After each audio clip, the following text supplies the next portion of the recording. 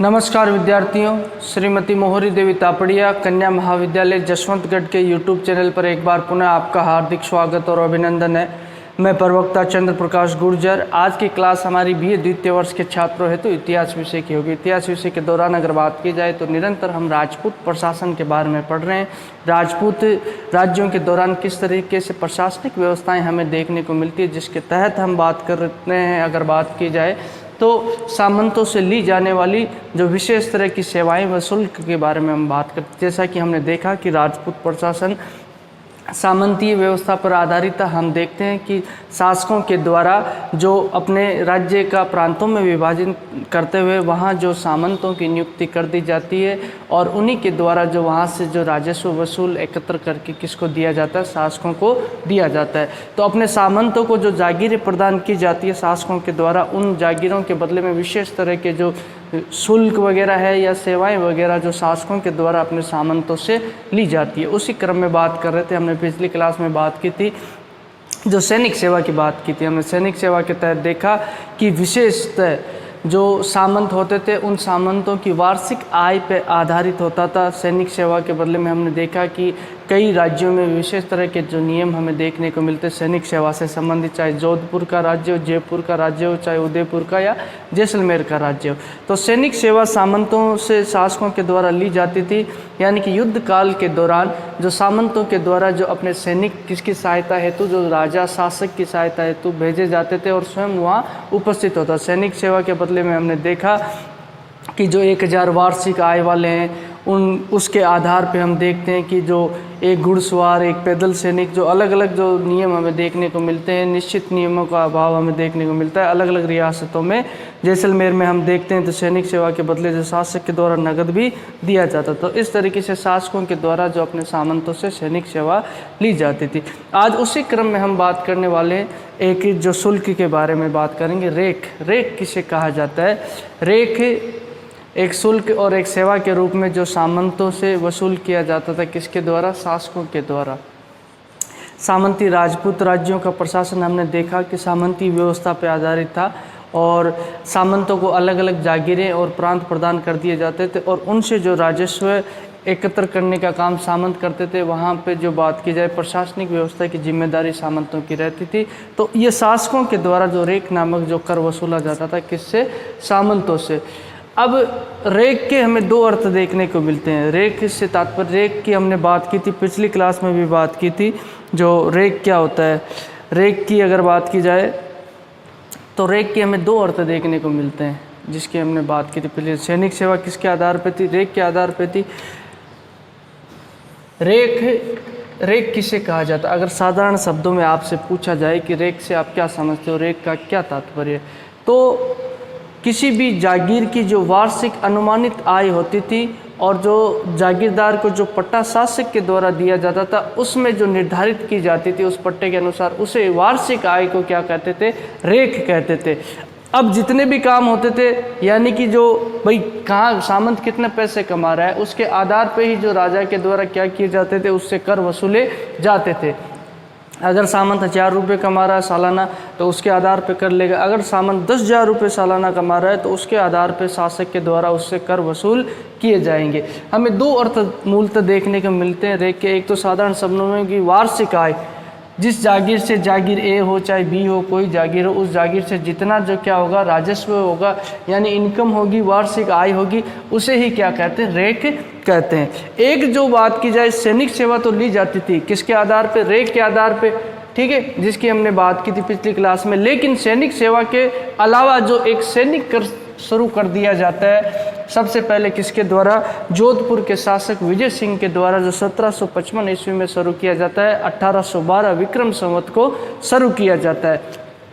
अब ये एक सैनिक कर, चूंकि ये रेख पे आधारित था, इसलिए ये भी आगे जाकर क्या कहलाता है? रेख कर कहलाता है, रेख टैक्स कहलाता है।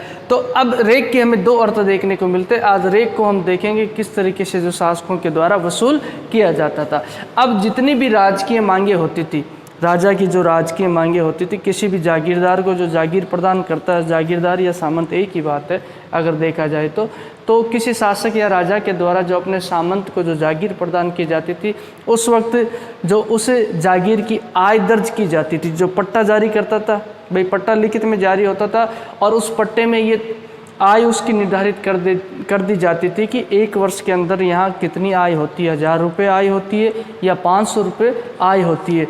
उसी के आधार पर क्या है, कुछ करों का निर्धारण कर दिया जाता था, निश्चित कर है जो उनका निर्धारण कर दिया जाता था कि इनमें से इतने पैसे आपको किसको देने होंगे, जो राजा को कर के रूप में देने होंगे। तो जितनी भी राजकीय मांगे होती थी वो किसके आधार पे होती थी, रेख पे आधार। रेख का मतलब समझ गए आप, जो वार्षिक आय होती थी, जो राजा के द्वारा जब अपने सामंत को पट्टा जारी किया जाता था जागीर का किसी का, उस पट्टे में दर्ज होती कि सालाना यहाँ की इनकम कितनी होगी, आय कितनी होगी। तो उसी के आधार पे क्या किया जाता था, राजकीय मांगे, जो राजकीय मांगों की बात की जाए, राजकीय कर है, चाहे उत्तराधिकारी शुल्क है, उत्तराधिकारी शुल्क है, या इसके अलावा जो सैनिक सेवा है, या जो न्योता शुल्क है। अब उत्तराधिकारी शुल्क की हमने बात की थी कि जब किसी सामंत की मृत्यु हो जाती थी या उसकी मृत्यु के पश्चात जब उसका कोई उत्तराधिकारी क्या बनता था, अगला सामंत बनता था, उसको उत्तराधिकारी कर के रूप में कुछ पैसे चुकाने होते थे।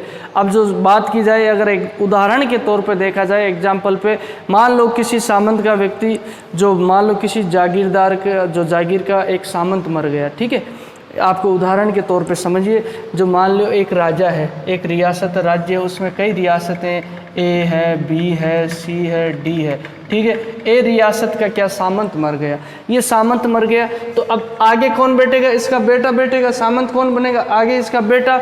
लेकिन जो राजा है यहाँ का, ठीक है, खालसा भूमि जिसके द्वारा रखी जाती है, सेंटर में अगर बात की जाए, राज्य जिस पे सीधा नियंत्रण किसका होता था, राजा शासक का।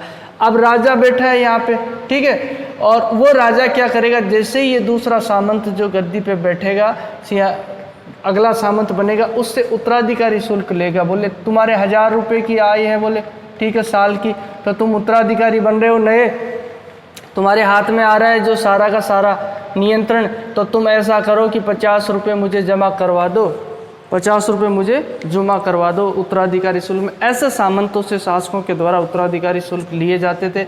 सैनिक सेवा की हमने पहले भी बात की थी कि कितने सैनिक भेजने होंगे तुम्हें लड़ाई के दौरान, जो एक पैदल सैनिक भेजना होगा, एक घुड़सवार भेजना होगा, अलग अलग नियम हमें देखने को मिलते हैं। तो इस तरीके से राजकीय मांगों का हिसाब किताब किसके आधार पर किया जाता था, रेख के आधार पर, यानी वार्षिक आय के अनुमान के आधार पर किया जाता था, ठीक है। अब यही जो रेख है शासकों और सामंतों के मध्य विवाद का कारण भी बनती थी, झगड़ा होता था। कैसे होता था झगड़ा, देखो सीधी सी बात है, राजा ने कह दिया तुम्हारे पट्टे में दर्ज है कि साल के तुम 1000 रुपये कमाते हो, उसमें से इतने रुपए तुम्हें देने।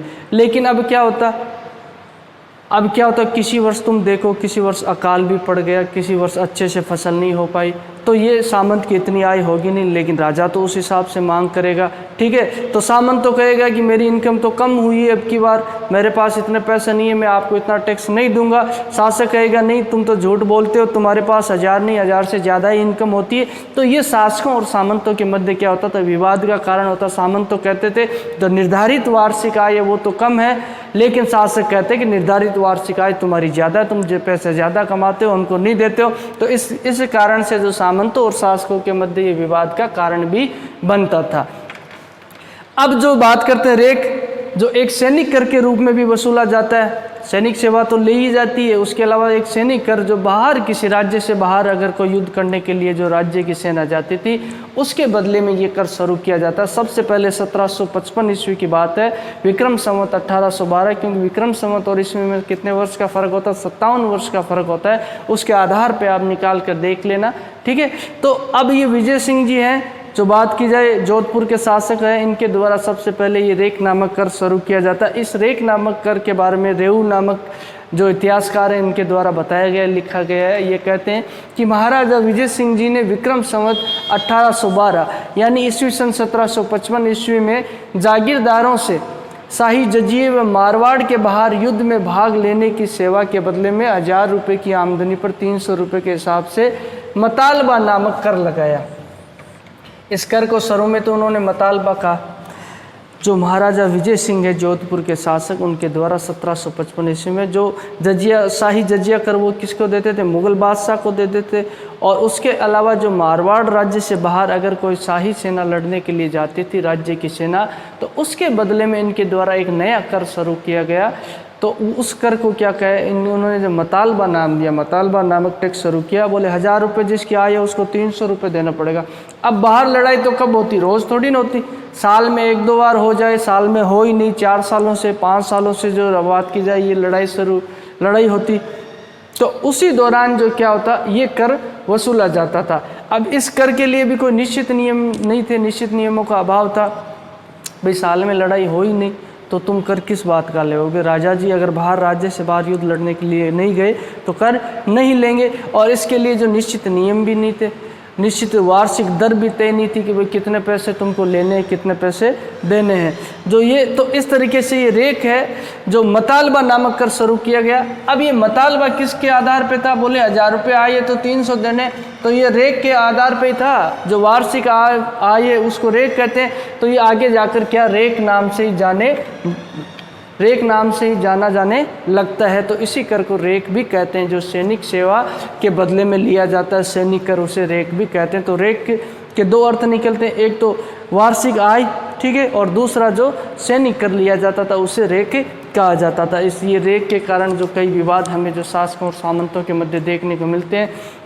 और 1871 ईस्वी में जो ब्रिटिश रेजिमेंट बात की जाए, जो रेजिडेंट की जो मध्यस्थता से ये विवाद सुलझाने का प्रयास किया गया। इसके तहत जो रेक है, वार्षिक रेक तय किया गया। सामंतों से ये वसूल करते थे, कौन? शासक वसूल करते थे। जैसे जोधपुर का शासक अपने सामंतों से वसूल करेगा, तो उनके द्वारा ये मध्यस्थता की गई ब्रिटिश रेजिडेंट के द्वारा। और जो 1000 रुपये प्रतिवर्ष आय वाला जो सामंत है उस पर वार्षिक जो 80 रुपये ये कर क्या रेक नामक कर निश्चित कर दिया जाता है। तो इस तरीके से जो बात की जाए, ये शासकों के द्वारा अपने सामंतों से रेक नामक कर वसूला जाता था।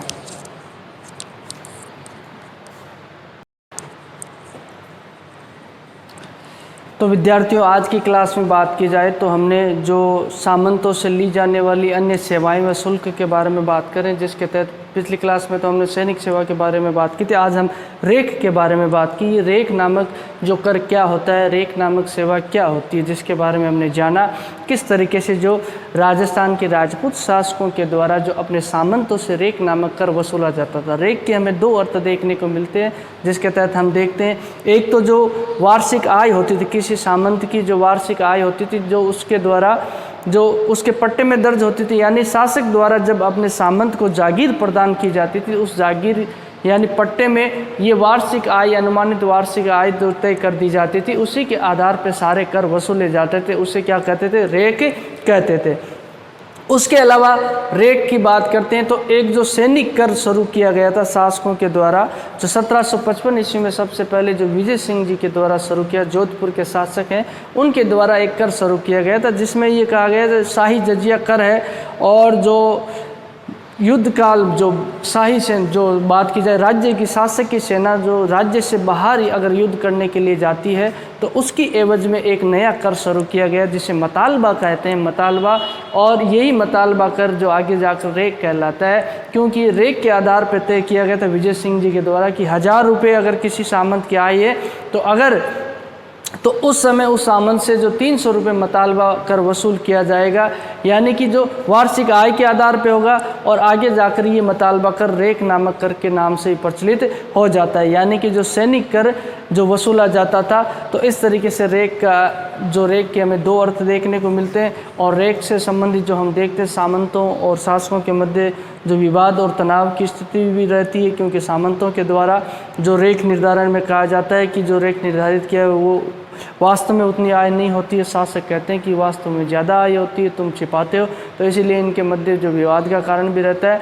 और जो सैनिक कर की बात करते हैं, ये जो बात की जाए ब्रिटिश रेजिडेंट की जो मध्यस्थता से 1831 ईस्वी में जो सुलझाने का प्रयास किया गया, जिसके तहत 1000 जो वार्षिक आय रेक है उस पर जो 80 रुपये जो क्या किया गया, रेक निर्धारित किया गया। तो इस तरीके से हम देखते हैं कि ये जो रेख नामक कर हमें जो मध्यकाल के दौरान जो राजपूत राज्यों में देखने को मिलता है। तो बोलिए यहाँ तक आपको कोई चीज़ समझ में नहीं आई हो, किसी तरह की समस्या हो, शंका हो तो आप निसंकोच पूछ सकते हो। इसके अलावा जो आपके पास शैक्षणिक व्हाट्सएप ग्रुप प्लेटफॉर्म अवेलेबल है उसके माध्यम से आप अपनी बात मुझ तक पहुँचा सकते हो। अध्ययन अध्यापन से संबंधित किसी तरह का आपका सुझाव या राय है वो भी आमंत्रित है। इतिहास विषय से संबंधित कोई भी आपकी जिज्ञासा उत्सुकता उसे भी आप मुझसे साझा कर सकते हो। तो आज की क्लास के लिए बस इतना ही और सभी विद्यार्थियों का एक बार पुनः बहुत बहुत धन्यवाद।